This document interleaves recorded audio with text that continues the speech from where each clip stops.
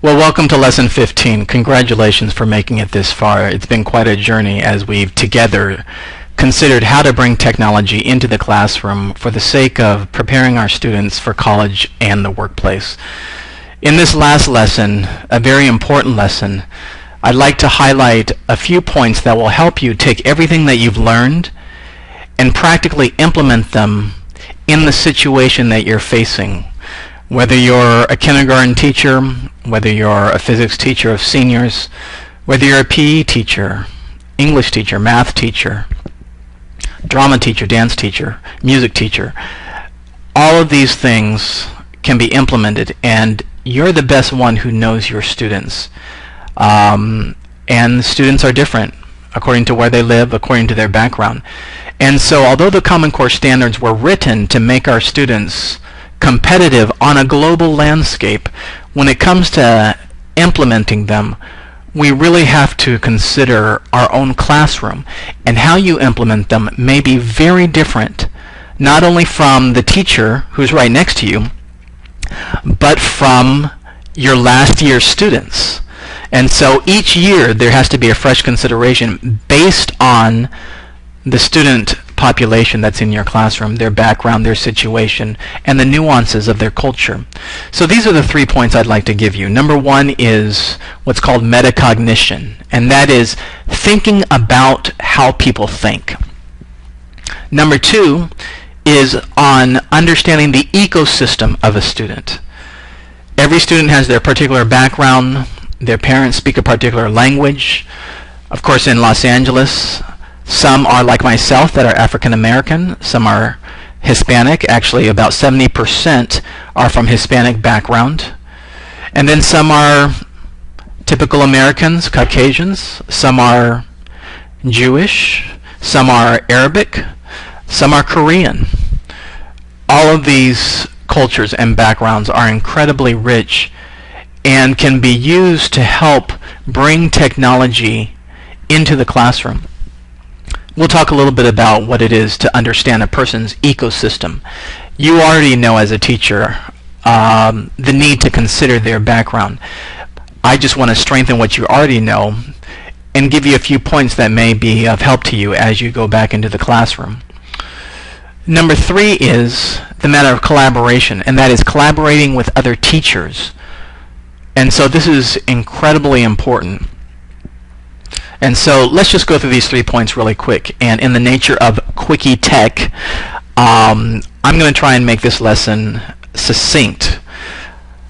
Basically, number 1, metacognition. That is thinking about how your students think and learning their thought process. There's actually a professor, I believe he's from the University of Pennsylvania. He wrote a book called The Optimistic Child, and his name is Dr. Martin Seligman. And the book is really worth reading. But he analyzes particularly the pessimistic attitude of some children who, because of events that take place in their home life, because of their background, because of their way of thinking, they don't have the perspective that they can change the outcome of their situation. As a result, they sit in a state of helplessness, and a lot of the way they are in the classroom is actually a guarding against things that are pressures upon them, either externally or internally, that they feel they can't change. And so there's actually a term for this called learned helplessness. It's basically, and it's been studied in patients who have been severely depressed, and that is slowly progressing into a kind of a consciousness where instead of thinking you can affect positively the outcome of your situation, you actually learn to be helpless, and you develop coping mechanisms. And this type of thinking is difficult for children, and it can produce, quite honestly, depression. And I'm not saying that we need to bring psychology into our school district. No, that's not what I'm saying. I'm saying, though, as we think about making our students 21st century thinkers, there's going to be some growing pains, whether it's trying to do a project, whether it's getting on a computer, whether it's studying a new disease, whether it's trying to understand where E equals MC squared is used in our daily life. There's going to be a lot of children whose knee-jerk reaction is, I can't do this. And so we can actually help them methodically how to start having a creative thinking paradigm and collaborate and allow their innovation to prosper. It's amazing. There's a methodical way to take a student who is pessimistic and help them to be optimistic, forward-thinking, happy, creative, and innovative. And for the lack of time, if you're interested in this particular topic, maybe I can do another Salary Point class with regard to this. But let me just give you an example. One thing that students do who are of this nature is, if they get a D on a test, they'll think to themselves, you know what? I'll never get a job. Okay, let's deconstruct that phrase. I will never get a job. Okay, well, Dr. Seligman calls this catastrophizing. It's basically a way of thinking that causes a lot of depression within. He comes up with a method called decatastrophizing. And that is, take what you just said and look at it objectively. And then take what was a catastrophe and make it a small molehill by changing your phraseology and making things specific. So let's turn that phrase around. You said you never will get a job because you got a D? No. Let's make it specific. Last night, you were on the computer too long. You forgot that you had a test.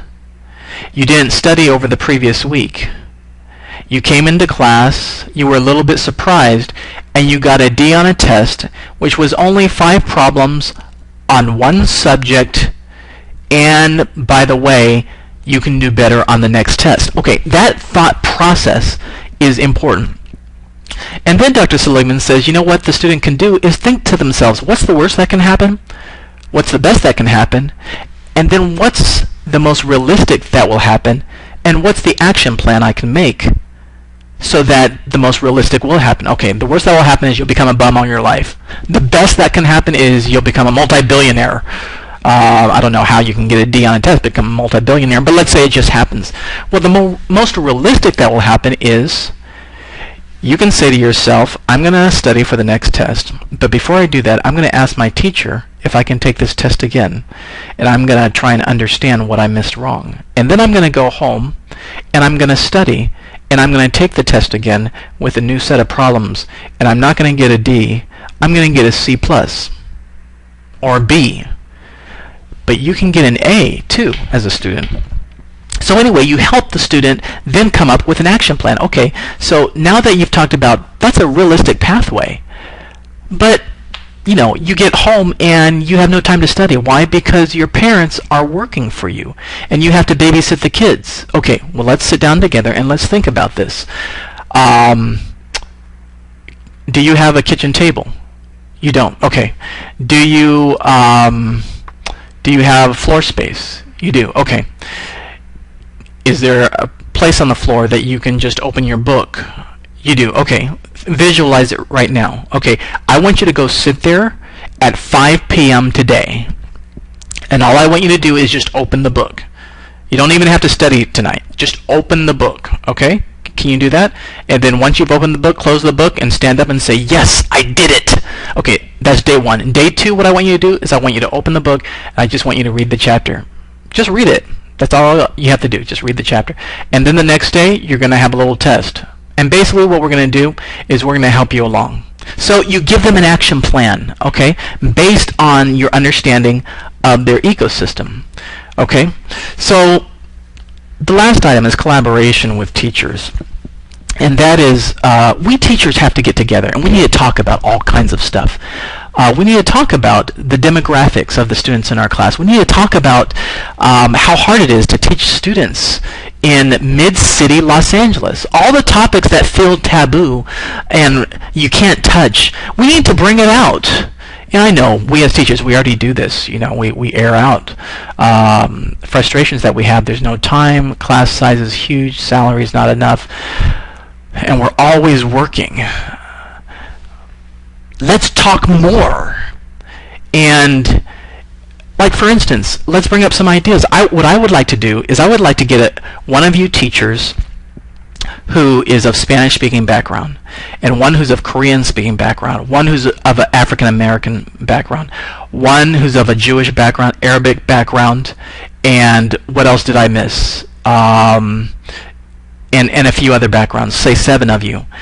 And I want to get you in a room, and I want to get a camera, and I want to interview each of you of what you feel is the best way to reach a student of your culture. And then let's share notes. How do you reach a child whose family is Korean speaking? You know, if you saw the Rafe Eskith video at the previous, you know, the drummer, I believe he was Korean. Or that Shakespearean gentleman who spoke on the stage, I believe he was Spanish. How do you reach these ones? Well, I believe a lot of what we've been learning to help them become creative thinkers will come as we begin to talk to one another. So I'd like to conclude this particular lesson this way.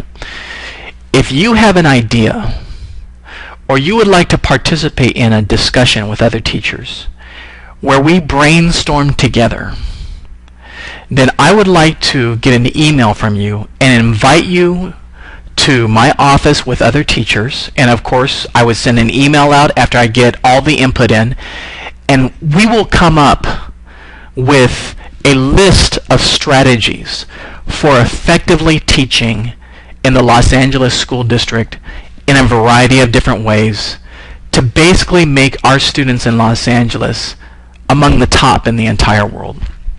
And if you're another school district, still email me also, and I'll try and get some other teachers in your school district.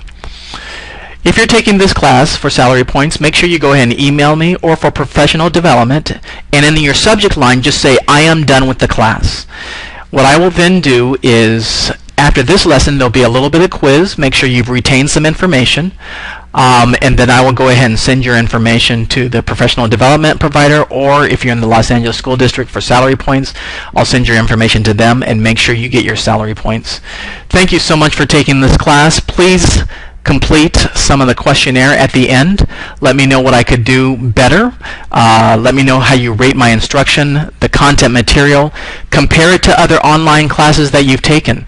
And just let me know how I rate. And if there's any idea that you have that I can use to improve this class, I want to hear from you. Thanks so much. Feel free, even after this class, if you want me to help you with any technology, just email me at donnie@quickietech.com.